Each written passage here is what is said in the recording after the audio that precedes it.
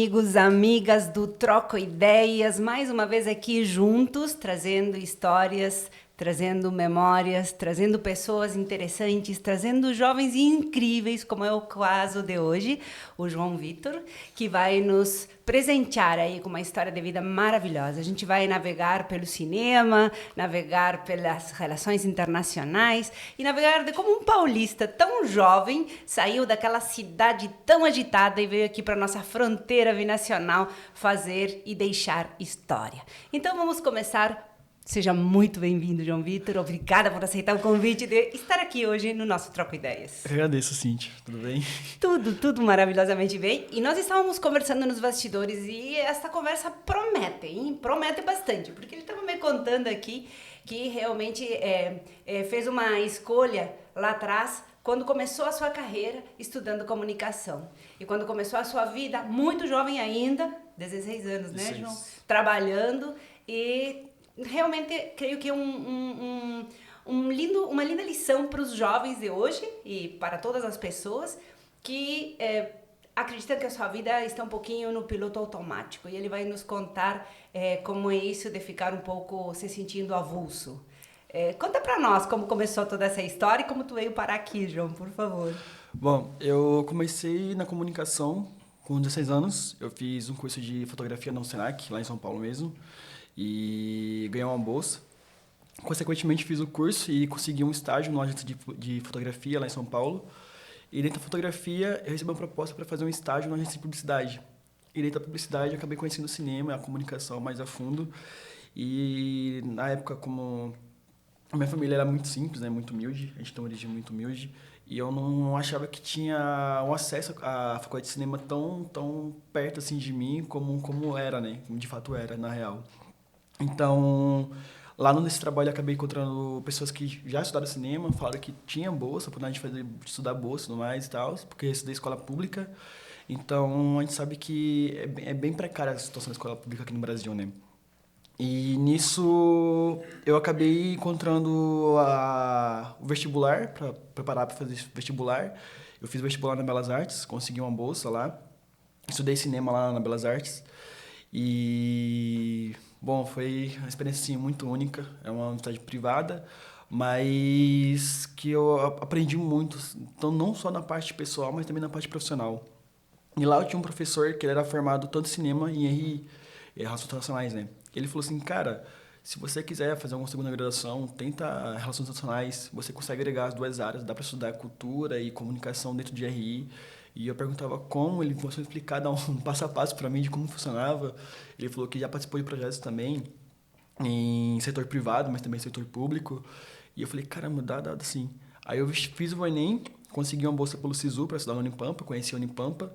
Eu falei, meu, nada melhor do que você estudar RI e comunicação e cultura dentro de um lugar, um ambiente que é fronteiriço, né? Então eu acabei vindo para cá e tô aqui agora, tô no último ano da faculdade. Isso é uma coisa incrível e tu comentas isso e eu fico cada vez mais apaixonada pela nossa fronteira binacional, pela nossa área B, como a gente diz aqui, chama carinhosamente ao nosso ecossistema binacional da inovação. E nós ficamos sempre felizes de ver que pessoas de fora, que pessoas de longe, como de São Paulo, por exemplo, enxergam a nossa fronteira única como uma boa oportunidade de conhecer duas culturas ao mesmo tempo. Eu sempre brinco que a gente tem uma linha que nos une muito, e a Carol Cáceres, que é uma grande fronteiriça aqui, é autora e cantante, ela canta músicas maravilhosas aqui na nossa fronteira, e tem uma que é um hino para nós e que fala do ser fronteiriço, e ela diz isso, né? Quem costura essa mistura que é tua e minha e não se faz sozinha. E na verdade, essa identidade fronteiriça, essa identidade nossa é muito única e realmente atrai muita atenção das pessoas. Entendi. E tu estava me contando antes, prévio a nossa conversa aqui, que o que mais se chamou a atenção foi justamente essa mistura, né? Que tu não sabe onde começa uma coisa e onde termina outra. Conta um pouco mais sobre como é isso aqui, para aqueles que ficaram curiosos de conhecer um pouco mais da nossa fronteira. Bom, quando eu vim pra cá, eu tinha visto fotos da cidade, né, no Google, e eu vi, tipo, que era uma coisa muito integrada, né? Era questão, assim, de rua, você atravessava a rua, tava um lado brasileiro, do lado uruguaio. Mas até mesmo quando eu falei pra ti, quando eu cheguei aqui, eu achava que mesmo ali na fronteira, sabe, tinha policiais, postos assim, da polícia, na qual eu pedia o CPF, o RG pra poder passar, né, do lado brasileiro pro lado uruguaio. Mas quando eu cheguei aqui, tipo, vi, não, é uma fronteira seca mesmo, de fato, sabe, só atravessar a rua e você tá lá. Tanto que, como eu te expliquei, né, eu acho que o brasileiro, mais pra campanha, é um pouco diferente, sabe, tipo assim, do brasileiro aqui mais perto da linha da fronteira, né. Tanto que quando você tá aqui na linha da fronteira, você não sabe mais quem é uruguaio, quem é brasileiro, sabe? Você não sabe se fala mais português do que espanhol. Tanto que, às vezes, o Uruguai ele fala melhor português do que o próprio brasileiro, né? Então, essa mistura do portunhol que fica ali, você não sabe mais de onde está, assim. Acho que isso que é bacana, que dá uma riqueza maior para essa parte fronteiriça, né? A mesma questão no comércio, aqui na frente mesmo, ali perto da Sarandi. Você olha assim e fala, meu, tipo, qual lado brasileiro, qual lado uruguaio? Aí você tem que olhar pro marco para poder se identificar, né? Aonde que eu tô, né? Em que país eu tô? Isso é muito legal e realmente eu não tinha percebido. Eu vim de Montevidéu e quando eu cheguei, claro, para mim era muito, eu era criança ainda, então era totalmente diferente, era uma língua que eu não entendia, mas eu não tinha a percepção do que era um lado ou outro lado, né? Mas hoje, e hoje que eu falo portunhol o tempo todo, eu me dou conta que a gente aqui vive uma realidade completamente diferente e é uma mistura dessas duas cores, digamos. A gente já não sabe, não é esse lado é celeste, branco celeste, esse lado é amarelo e verde. É uma mistura, a gente não sabe, porque todos nós ou falamos um pouquinho em português, ou em portunhol, ou em espanhol, ou nos entendemos de uma forma que fica uma mistura muito...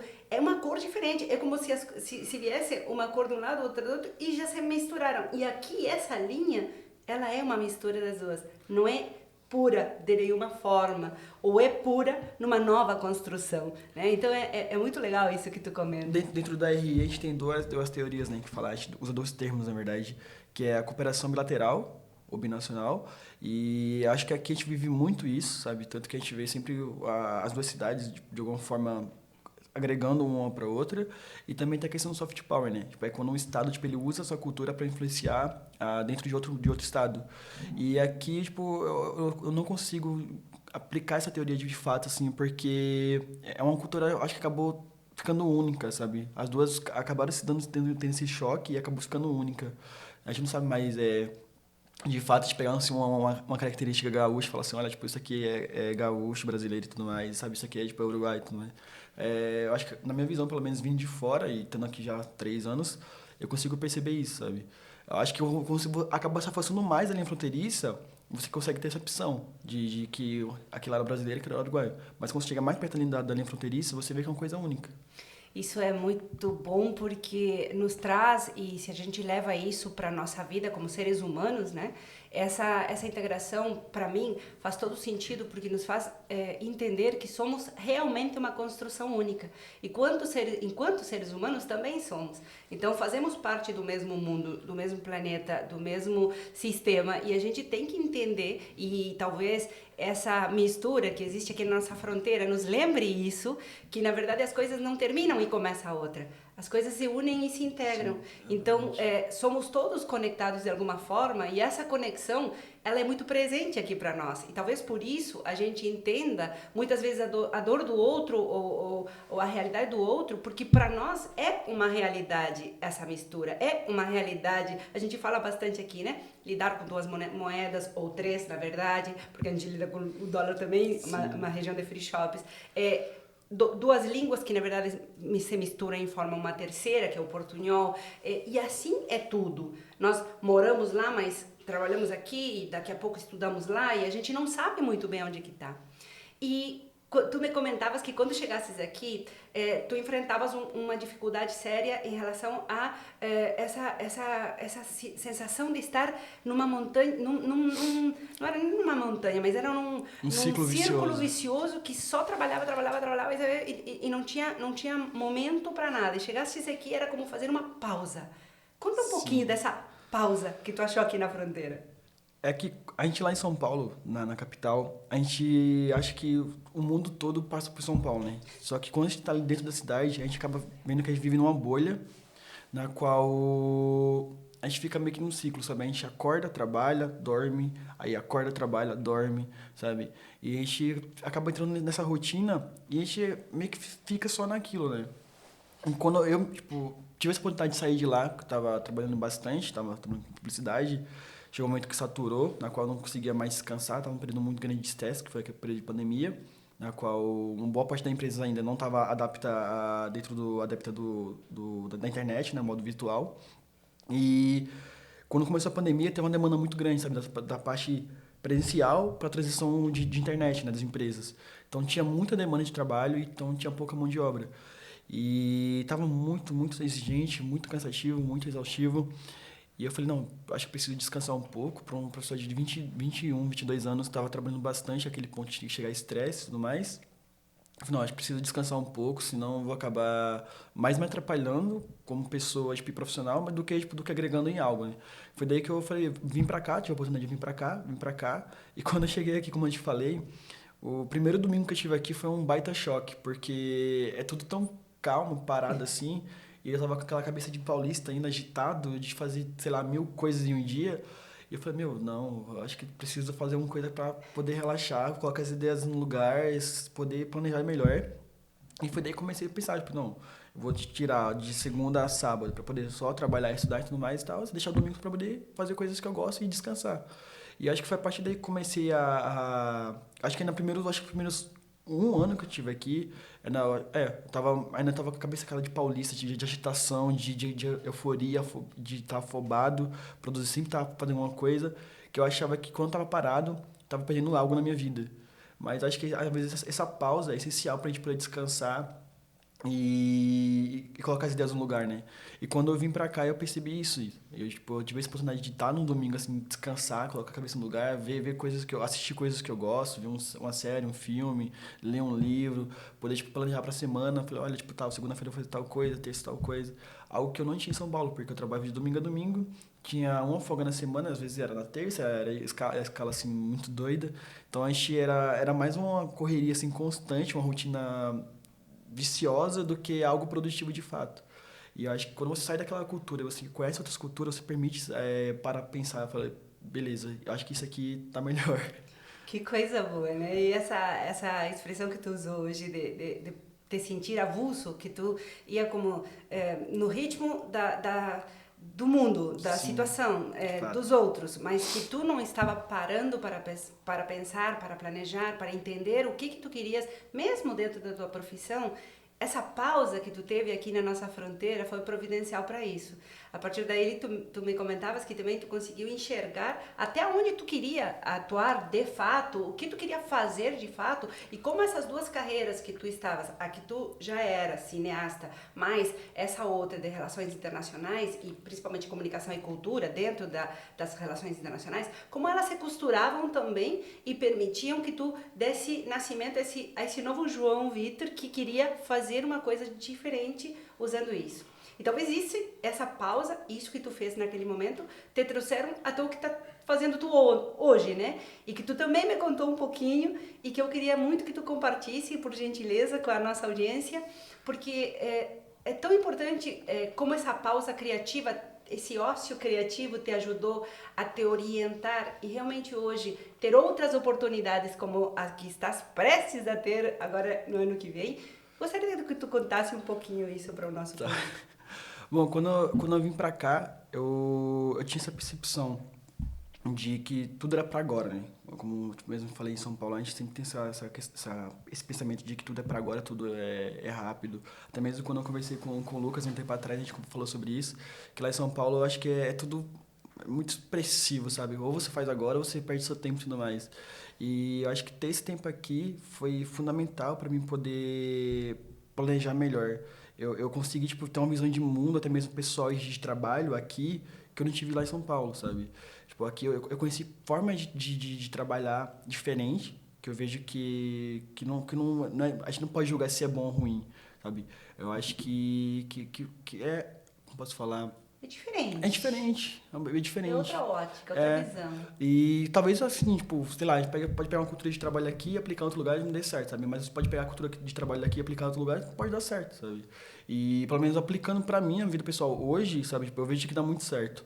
E dentro do cinema foi assim, a gente já sabe que é uma área muito vasta, dentro do cinema. Tem a parte de direção, fotografia, um monte de coisa. E eu sempre ficava perguntando, meu, que área que eu vou seguir, sabe? Eu vou para a área de direção, vou para a área de câmera, direção de fotografia, atuação e tudo mais e tal. E eu acabei percebendo que a minha área é mais a produção, parte executiva, né? Produção executiva dentro do audiovisual. E eu comecei a fazer mais cursos, estando aqui, tive mais tempo para poder planejar para fazer isso. Tive a oportunidade de fazer cursos, mesmo estudando o RI e trabalhando. E foi daí que comecei a perceber, tipo, a traçar um planejamento melhor para a minha área dentro do mercado de trabalho. Ano passado, em dezembro, eu ia ficar de férias em dezembro, janeiro e fevereiro desse ano, 3 meses de férias, um período maior de espaço da faculdade. E eu tive a oportunidade de mandar portfólios do meu trabalho para produtoras lá em São Paulo, que já estava trabalhando em filmes. E encontrei uma produtora que estava produzindo um longa lá em São Paulo. E daí eu tive uma ideia muito louca, eu mandei portfólio para eles. Eles falaram que já estava com o time fechado, que não tinha chance de contratar outra pessoa e tudo mais. Aí eu falei, meu, tá, e só pela oportunidade de trabalho, sabe? Não precisa pagar nada. Eu vou pagar a passagem, eu vou até vocês e tudo mais, pode falar, passar o local, o horário que eu vou estar lá, mas mais pela experiência de trabalho em si. Então, tipo, eu dei a cara a tapa para poder aprender de fato, né, na parte prática, como que é. E eu consegui esse meio que estágio de 3 meses, a gente produziu um filme lá, então tipo, tinha várias áreas assim durante a produção, e eu perguntava, meu, como faz isso aqui, como faz isso daqui e tal, eu tava ali muito curioso, e tava também com um pouco receio também de atrapalhar o pessoal, mas o pessoal, não, você tá aqui para aprender, se você quer mesmo aprender, vai, pergunta, pode ir, é bem interessante. Então acho que você ter essa iniciativa de ousadia, né, é muito essencial para você ter coragem para você poder construir algo legal. E foi uma experiência única, muito, muito boa. E depois eu retornei para cá com uma clareza muito maior do que eu queria depois que eu me formasse em RI. E esse ano, junto com o professor Renato, a gente começou a pesquisar algumas bolsas para mim poder fazer mestrado ou até mesmo pós, tanto aqui no Brasil, mas também para fora. Aí a gente acabou encontrando algumas bolsas de estudo para fora do Brasil e eu tentei uma bolsa para Nova York, para estudar cinema em Nova York.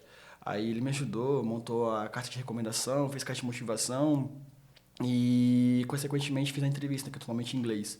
E aí eu consegui a bolsa agora, vou estudar, vou Parabéns, estudar coisa boa. cinema em Nova York o ano que vem, com bolsa integral, tipo, eles vão dar moradia, alimentação e tudo mais. É uma experiência única, eu acho que muito bacana. E como eu te falei, quando a gente estava conversando ali fora, eu acho que o processo de entrevista é muito diferente aqui do Brasil, sabe? Porque lá, quando eu fiz a entrevista com eles, foi por Meet, né, em inglês, totalmente em inglês, eles me perguntaram como que a minha formação como pessoa, sabe, contribui para a sociedade. E eu acho que nem entrevista de emprego e até mesmo nem na área acadêmica, tipo, eu acho que eu nunca tinha passado por isso, sabe? Como que uma pessoa civil contribui para a sociedade, comunidade como um todo.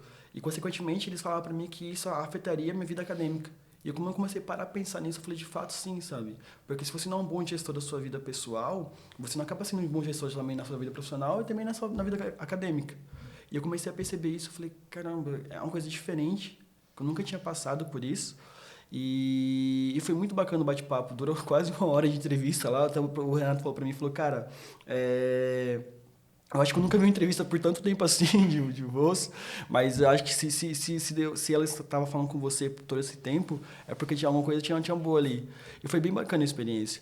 Agora, provavelmente, eu acho que ou em março ou em janeiro do ano que vem, só tô esperando confirmar a matrícula direitinho para mim poder ir para lá e estudar comunicação e cinema. Olha só, tu falou 2 coisas aqui, falaste muitas coisas bacanas, mas 2 coisas que eu gostaria de frisar.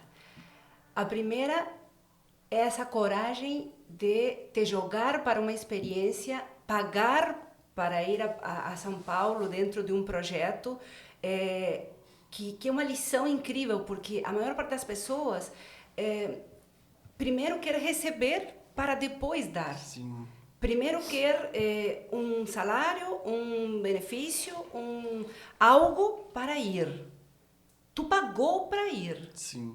E esse pagar para ir fez com que tua caminhada fique muito mais sólida, porque tu teve a experiência de conviver com grandes do cinema, numa experiência em São Paulo que não seria possível se tu não tivesse te jogado, e tu conseguiu fazer isso graças a fazer uma aposta nisso. Foi tu e fez.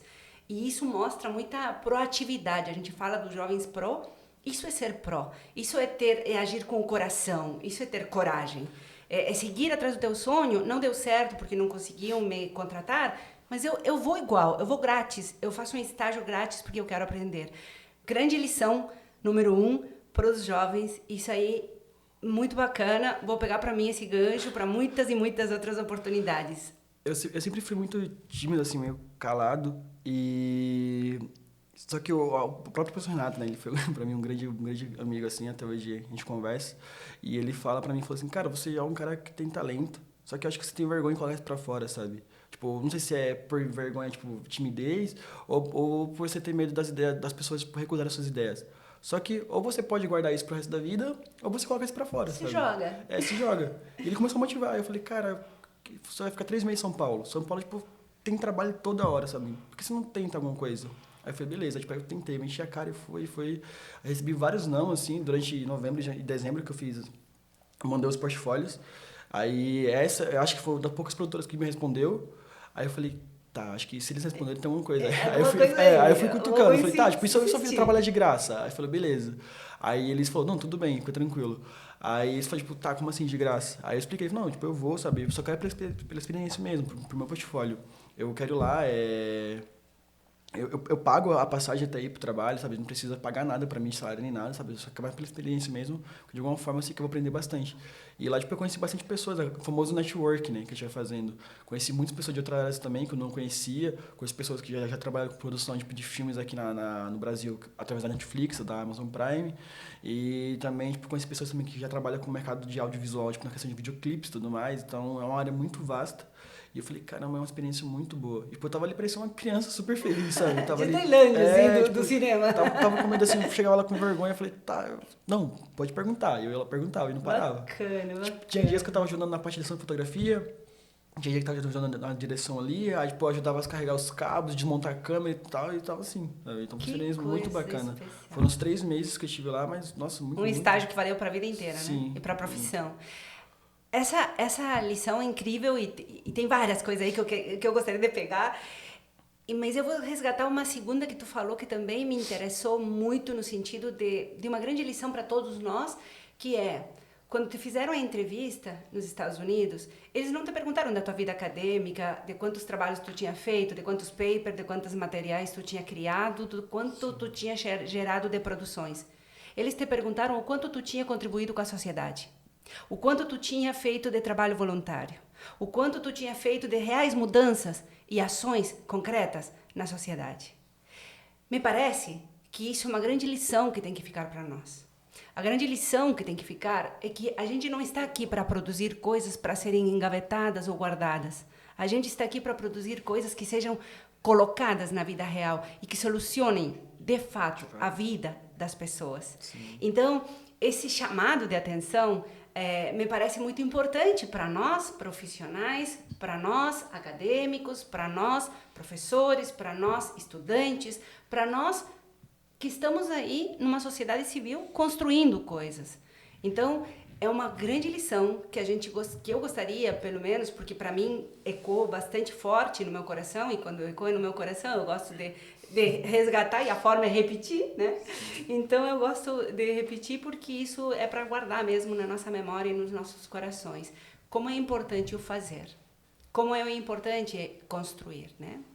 Então, muito bacana, muito, de fato, muito sábia essa contribuição para que nos dê esse alento a que a gente precisa fazer construções neste mundo. É isso que marca, é isso que deixa pegadas no mundo, né?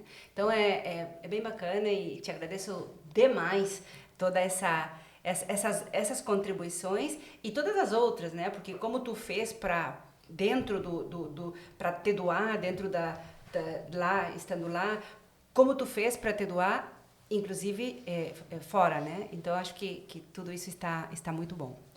Bom, e agora nos encaminhando já para o final, assim, né? Já agora saindo para os Estados Unidos no ano que vem, já formado em RI, conta um pouquinho assim, ou melhor dito, que lição tu percebes que poderias deixar para as pessoas aqui da nossa fronteira em relação ao que tu me comentou um pouquinho antes, quando a gente estava conversando nos bastidores, e que tu me disse como foi o acolhimento daqui da nossa fronteira para ti, e que tu levas isso no teu coração, o que tu gostaria de deixar como mensagem alavancado nessa forma de receber que tu encontrou aqui na fronteira? Bom, acho que antes de começar a falar tudo isso, né, eu vou falar tipo, da importância da minha mãe nesse quesito, porque a minha mãe, ela tem uma peça fundamental assim, na minha vida, né? Eu acho que tudo que eu venho trabalhando, conquistando e tudo mais, acho que foi graças à minha mãe. Sempre vai ser graças a ela, né? Porque ela fez de tudo, minha avó, fez de tudo para poder investir na minha educação, sempre me dando oportunidades, dando tempo para me poder tipo, estudar. Também quando eu comecei a trabalhar, elas ficavam preocupadas porque elas não queriam que eu trabalhasse mais do que eu estudasse. Então, quando eu vim para cá, ela ficou com um pouco de receio, né, minha mãe? Ficou com um pouco de receio porque a gente sabe que em São Paulo as pessoas têm, sabe, é uma mistura de uma vida social tão louca, sabe? Você pode encontrar pessoas boas, mas também pessoas ruins, por questão assim, de segundos. E ela tinha receio de eu vir pra cá e passar por experiências sociais ruins, né, durante a vida. Durante esse tempo que eu tava aqui. E quando eu vim pra cá, ela tava com medo de eu ficar sozinho aqui, tipo, não ter, tipo, esse acolhimento que eu tinha familiar, que eu tinha lá, né, tipo, de estar em casa e tudo mais, sair de casa, eu vim pra cá sozinho, como eu fiz, mas também outros colegas do curso fizeram. E quando eu vim pra aqui, a gente tinha essa percepção lá pra cima, que os gaúchos, eles são mais fechados, né? Tipo, são um pouco mais reclusos. Não sei de onde surgiu isso, mas, querendo ou não, a gente tem essa percepção lá de cima, assim, que não são tão acolhedores, né? E quando eu vim pra cá, eu percebi o contrário, sabe? Tipo, eu tive essa sorte de perceber o contrário, porque eu fui muito acolhido, como eu te falei, eu morava num bairro aqui perto, e as pessoas de lá me acolheram assim, de uma forma que parecia que já me conhecia há muito tempo, sabe? Que parecia que eu já era da família, seja na questão de conversa, mas também tipo, assim, na questão de carinho, também de tempo. Tinha eventos, Vitor, vai ter tal lugar, vai ter um evento aqui, tipo, em tal lugar aqui perto, você quer ir? Ah, vamos, tal. Foi tal coisa, tipo, olha, Vitor, tipo, hoje eu não te vi, você tá bem? Ontem eu não te vi também, você tá bem? Tá, como você tá? Como tá as coisas?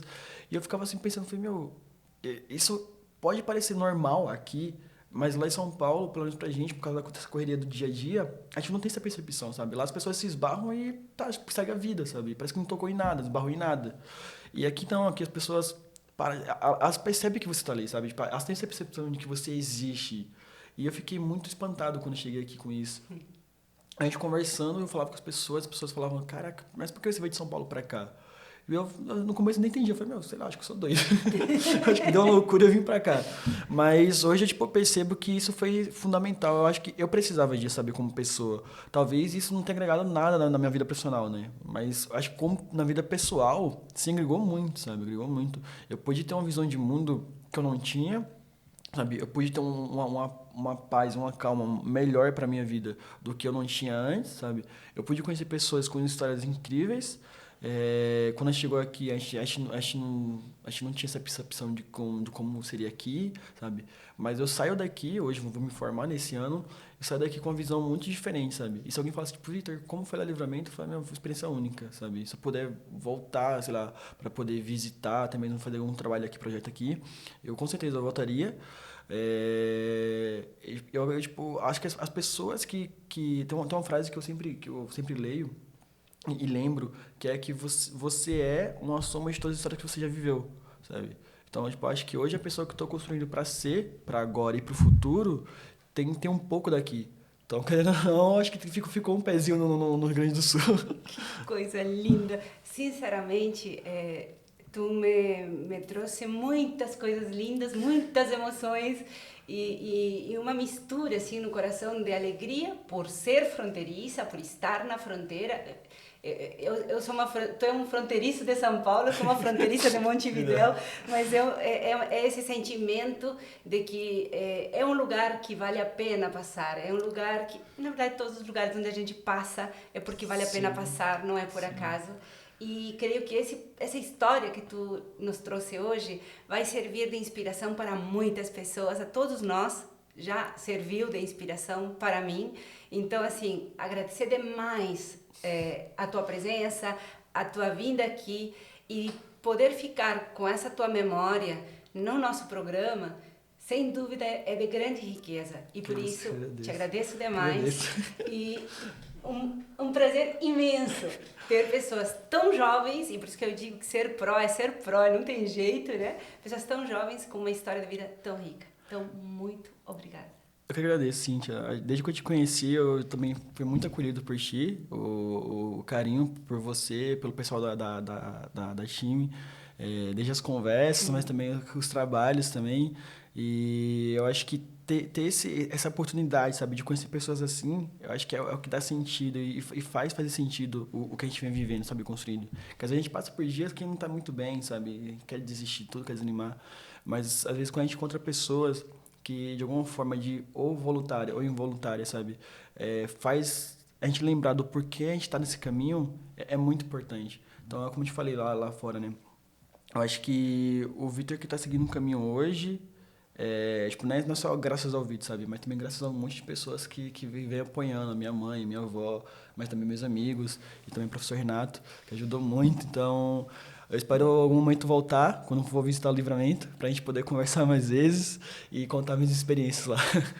Valeu. E já fica o convite aí para tuas voltas aqui pela fronteira, tu vai dar um pozinho aqui no Troca Ideias, hein? Pode deixar.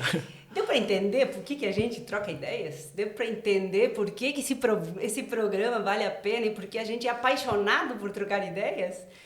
Fique ligado. Temos muitas ideias ainda para trocar. Até a próxima.